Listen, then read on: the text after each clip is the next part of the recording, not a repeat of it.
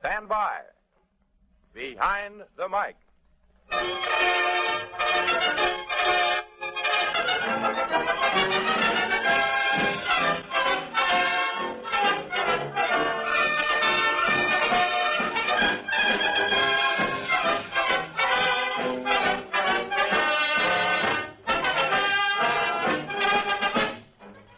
Radio. With the switch of a dial, radio brings you tragedy, comedy, entertainment, information, education, a whole world at your command. But radio isn't all on the surface. There are stories behind radio, stories behind your favorite program and favorite personalities, and radio people you never hear of. Stories as amusing, dramatic, and interesting as any make-believe stories you hear on the air. And that's what we give you. The human interest, the glamour, the tragedy, the comedy, and information that are behind the mic.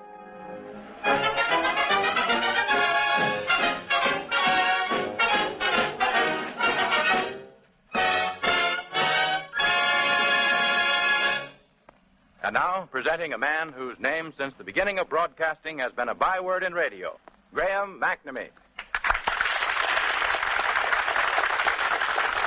Thank you, Charlie Noble. Thank you. Behind the Mic presents radio's most loyal fan.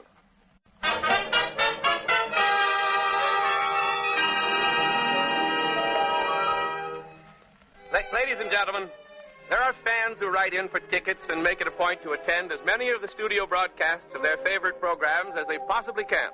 But I venture to say that no fan has appeared in the studio audience as often as our next guest, Miss Wilmar Gray. Miss Gray, about how many broadcasts would you say you've personally attended? I've never counted them, Mr. McNamee, but I'd say I've been to an average of 3 broadcasts an evening for 6 days a week during the last 5 years. Wow. An average of 3 broadcasts an evening for 6 days a week during the last 5 years. That means altogether, during the last 5 years, you've been, 6 times 52 times... yeah, that's very interesting. How do you get entree to these broadcasts? What do? Tear off the top of your neighborhood grocer and write in for tickets?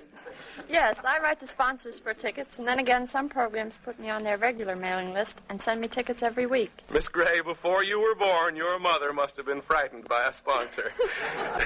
What other type of entertainment do you like besides radio, Miss Gray? Well, I like the theater, too. Oh, you like the theater. About how often do you go to the theater? I was to one about 2 years ago. I see.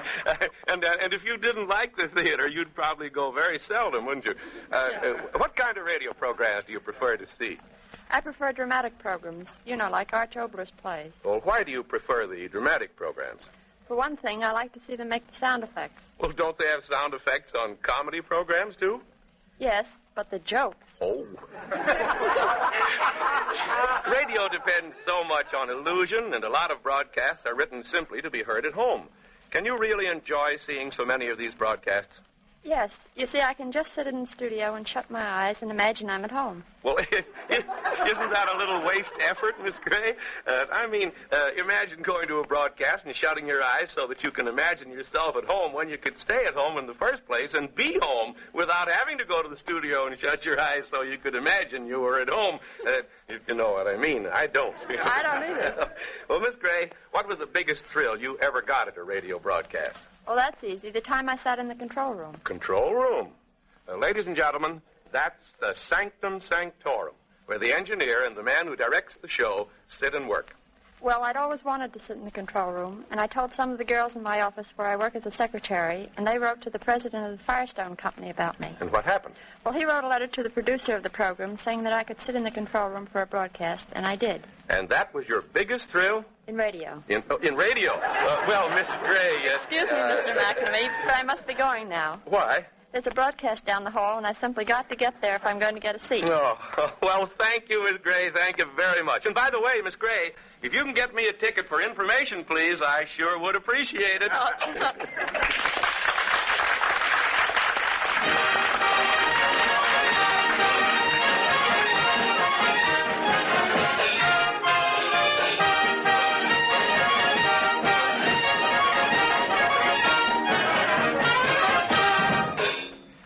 Behind the Mic now presents an amazing story about an NBC page boy.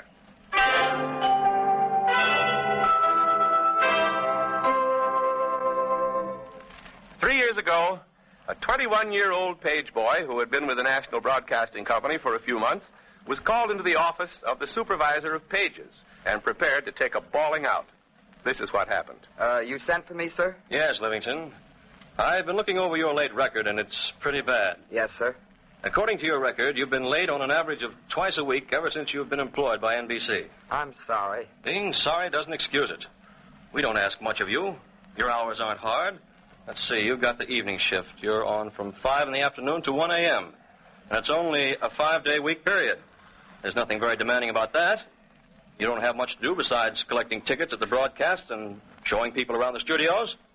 Now, the next time you're late, you're through. Oh, gee, I'm sorry. I guess I'll just have to resign. Well, if you feel that way about it, why, I suppose there's nothing more to... You see, I can't help being late. I've got to fly down to Baltimore about twice a week. Fly? Down to Baltimore? Yes, I'm on the board of directors of a little business down there, and I've got to fly down to attend meetings and sign papers, and sometimes those meetings run pretty long, and I get back here, and I'm late. You're on the board of directors of a little business? Oh, it isn't really so little. As a matter of fact, it employs about 3,000 people. It's part of a family estate that I just inherited. Oh, say, I hate to give up this page job. I really do, but I guess I'll just have to. Billy, that's a mighty interesting story. But one of the things I'd like to know is, why did you ever become a page in the first place? Well, Mr. McNamee, I always wanted to get into radio, and that seemed about the best way for me to do it. At least I'd be around the studios, and that was something. And then I wanted to show I could get a job on my own merits, and I did. All of which goes to show that there's more to you besides a reputation as Cafe Society's glamour boy and Brenda Fraser's close pal. Incidentally, you've done more in radio than just being a page boy, haven't you? You've been doing some acting of late. Yes, I have one of the leading roles in the daytime serial Society Girl, and I've played parts in quite a few other radio shows, too. Yes, and you've done a mighty good job with them, too. Thank you, Billy Livingston, very much.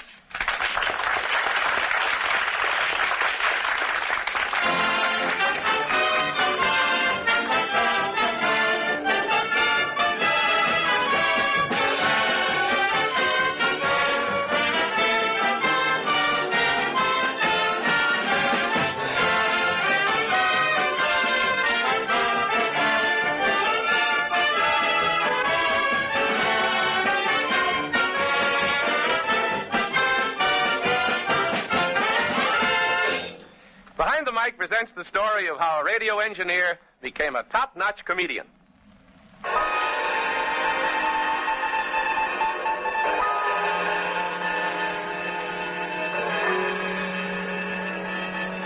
Back in 1932, working more or less industriously in the engineering department of NBC, was a young man named Ward Wilson. Hey, Baker, get off the air.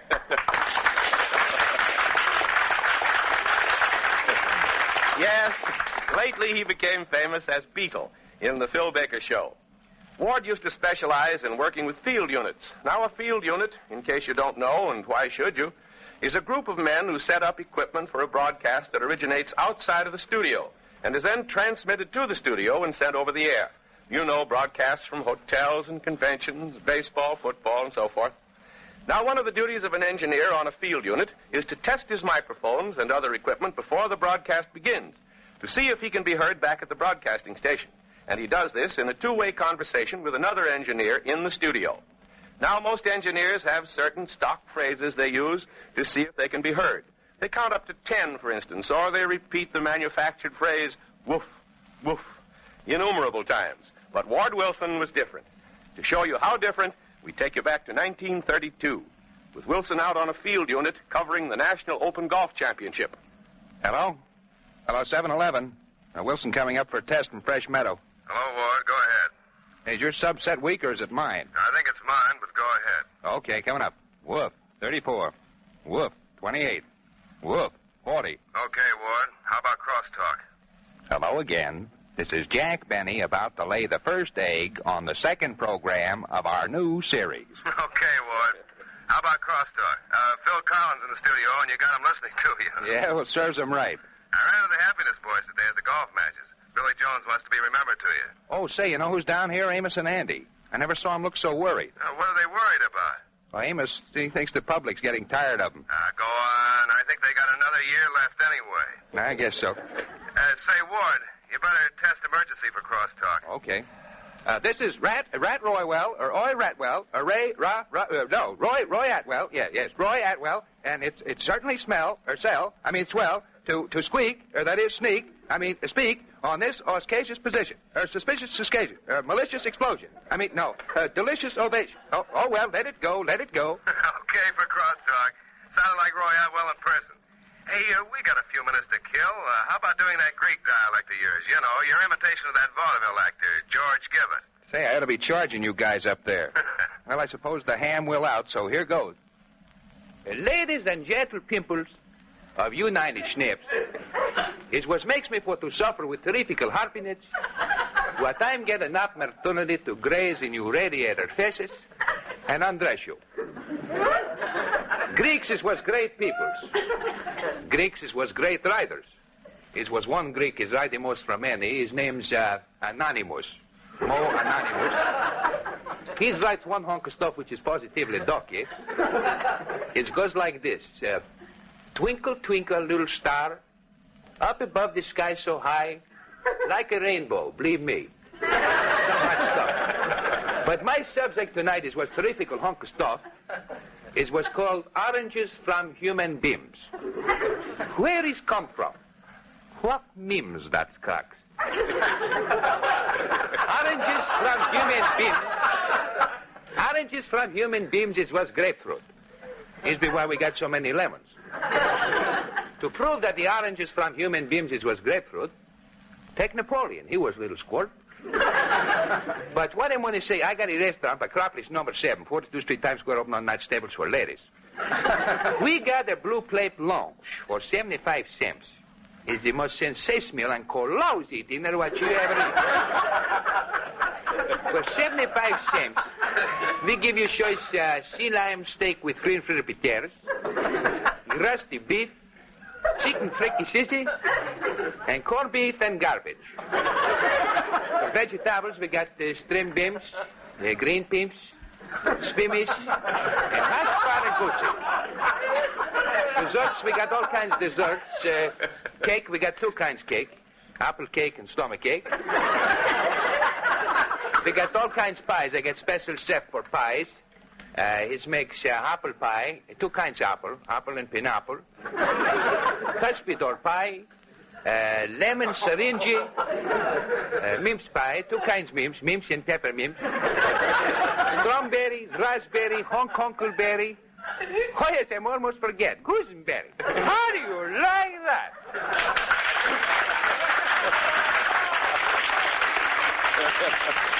Well, ladies and gentlemen, that's how Ward Wilson used to test his equipment. And, Ward, how did that result in your getting a break in radio? Well, Graham, one day Ed Whitney, one of the NBC producers, and incidentally, I hear Ed's home ill, and if he's listening in, we all wish him a speedy recovery. Well, he heard me doing this tomfoolery, and he thought enough of me to put me on a sustaining program called Personalities at 7-Eleven, doing imitations. It wasn't long afterwards before you had commercials of your own, in which you proved yourself to be not only the first, but the greatest mimic on the air.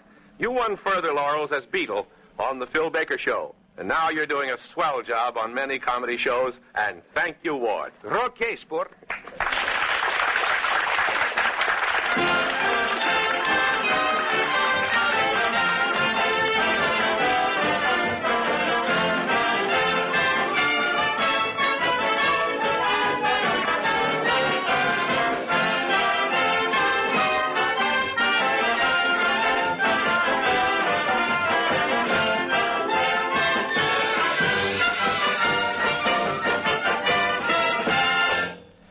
Behind the Mic brings you the story behind radio song plugging. That's my baby. Don't me maybe. That's my baby and how.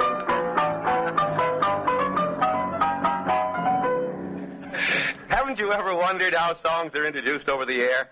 How orchestra leaders get the songs they play in the first place, and why they play them and continue to play them? Well, we're going to bring you a man who is well qualified to tell you all this and more about the songs you hear through your radio. He's one of the best music contact men or song pluggers in the business, George Marlowe.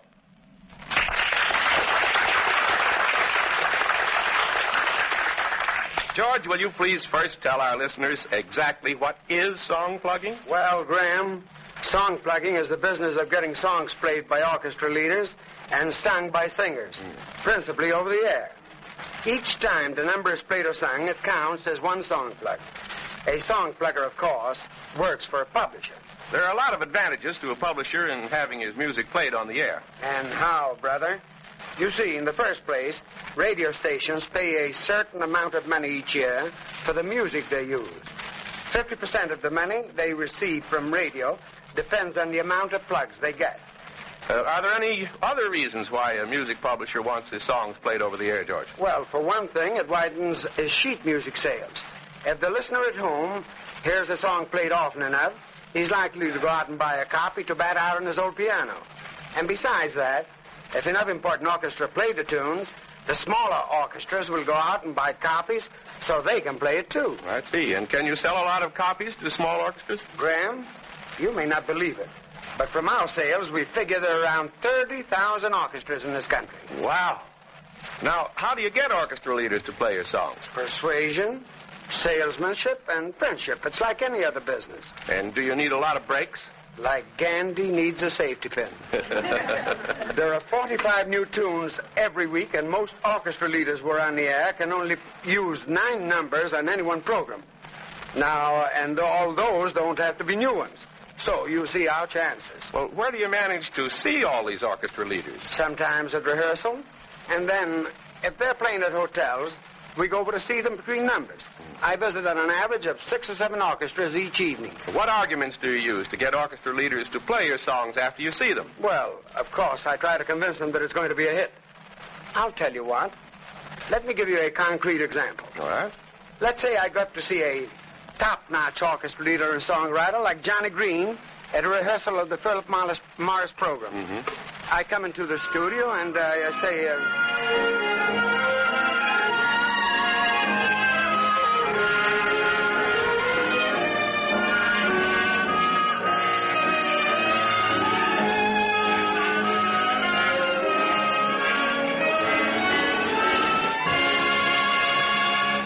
fellas, take 5.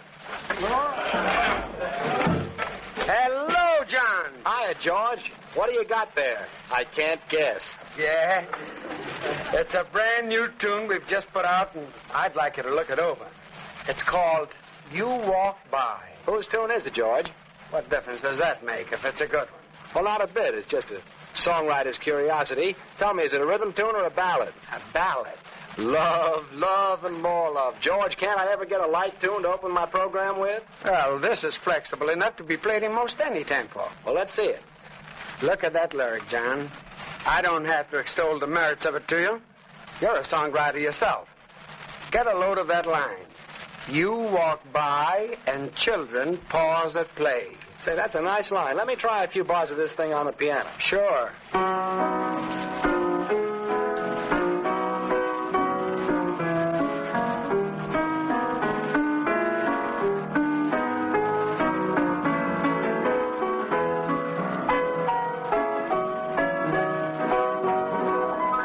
Say, that's a very nice tune. I'd like to introduce this song, George. Could I have it exclusively for the next 3 weeks? It's agreeable to me. I've made no commitments. Say, I wish you'd record it. Well, George, I'll certainly give it every consideration. But when are you going to do it on the air? Let's see now. Well, we'll do it the program after next because I want to take my time over the arrangement, and I'd like to play it a couple of times on the dance floor to work it in and get it well set, you know. Program after next, eh? Is that a definite date? Yes, sir. I'm sure the tune will show up, and I'll be very glad to do it for you. Thank you, Johnny. And that, Graham, is how a song plugger gets a song plugged. Thanks, George.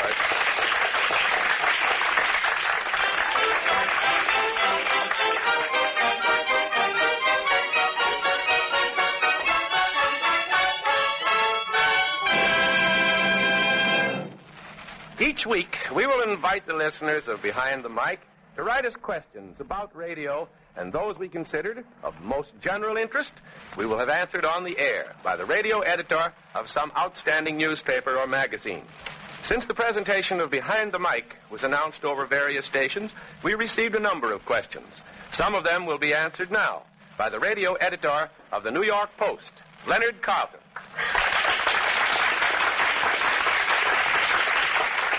Leonard, Miss Etta Newman of Bell Harbor, New York, has this to ask. She says, for years I've heard that Fred Allen make fun of Jack Benny's violin playing. Can it be that Fred's jealous of Jack because he can't play the violin? Well, Graham, I once kidded Fred about that.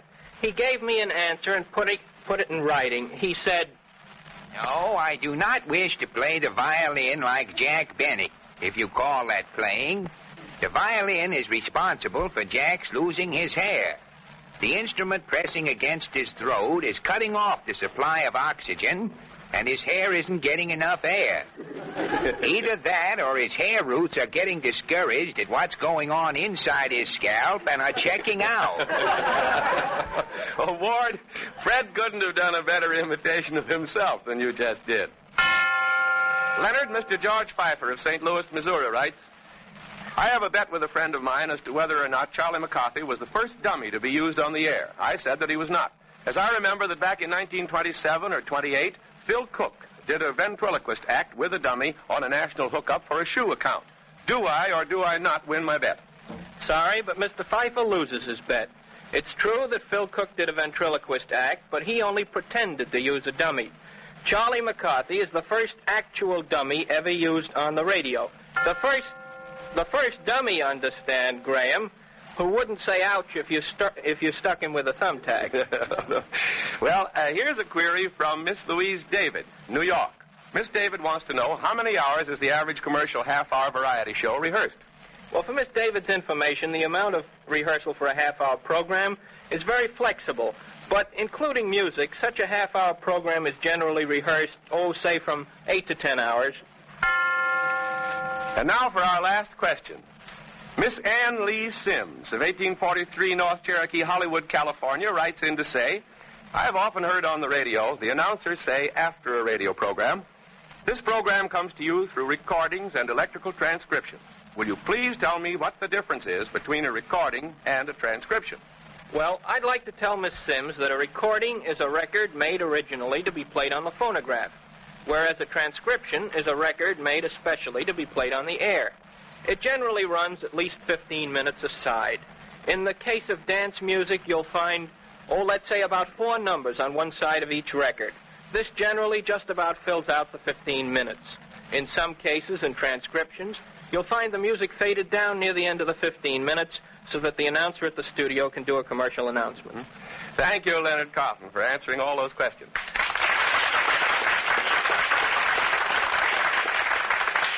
Ladies and gentlemen, en passant, as the French say, if you have any question about the inside of radio that you wish answered on the air, write a letter to us.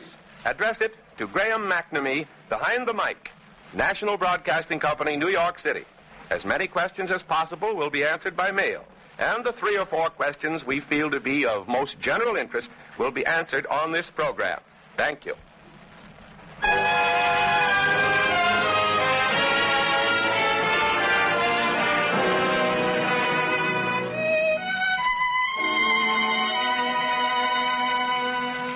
Behind the Mic presents how a radio character played a part in a boy's fight for life. It's now our pleasure to introduce to you the leading character in one of the airwaves' most popular serials, Renfrew of the Mounted, Inspector Douglas Renfrew, known in private life as House Jameson.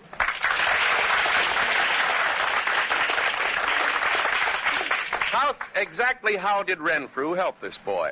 Well, Graham, a couple of months ago, I was at home when I received a telephone call from a stranger, a Bob Novak, who apologized for calling and then told me a very strange and tragic story.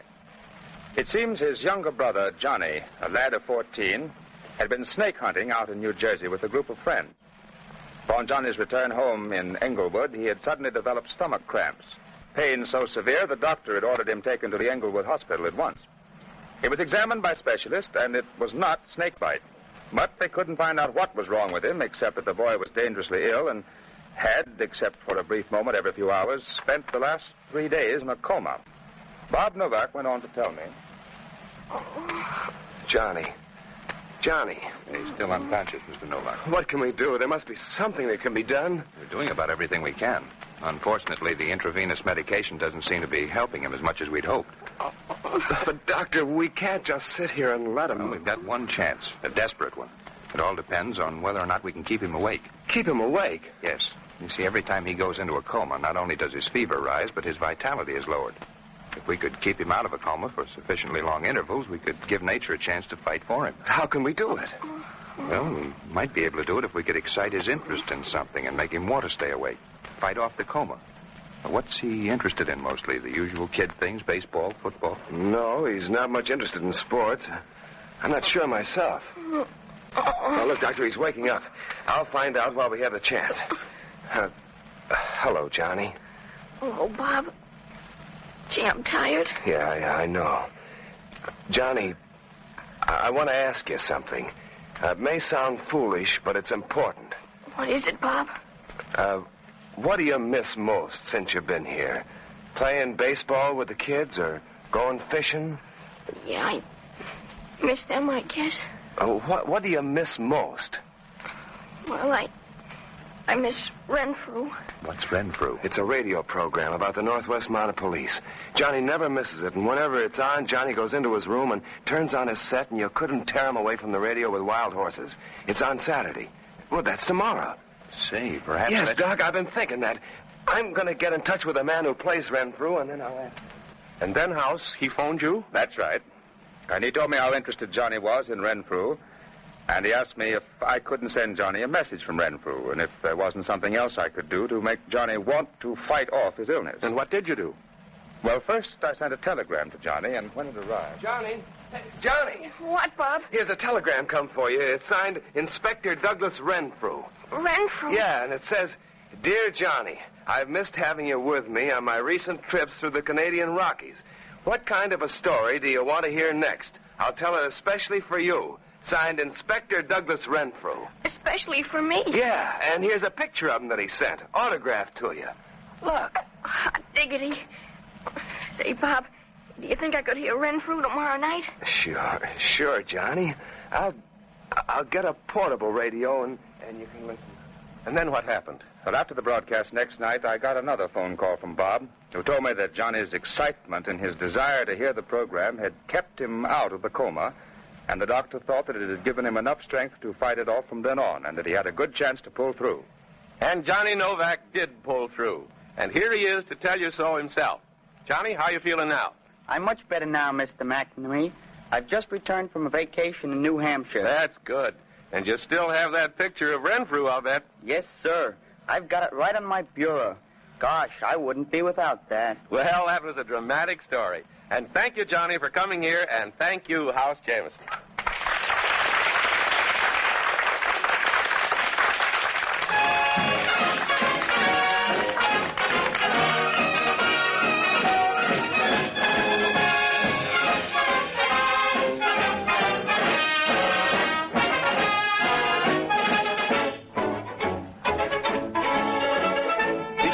Next week, when we will bring you the human interest and drama behind a radio actress's fight for a foothold in her chosen field.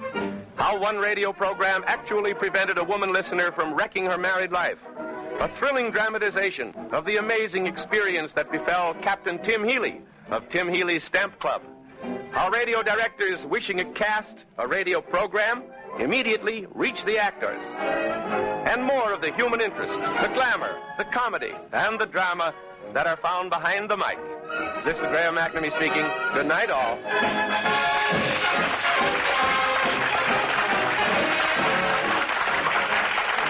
Appearing on this is the premiere performance of the new radio feature, Behind the Mic, where radio's most loyal fan, Miss Wilma Gray, former page boy, Billy Livingston, orchestra leader, Johnny Green, song plugger, George Marlowe, comedian, Ward Wilson, radio actor, House Jameson, radio editor of the New York Post, Leonard Carlton, and Johnny Novak.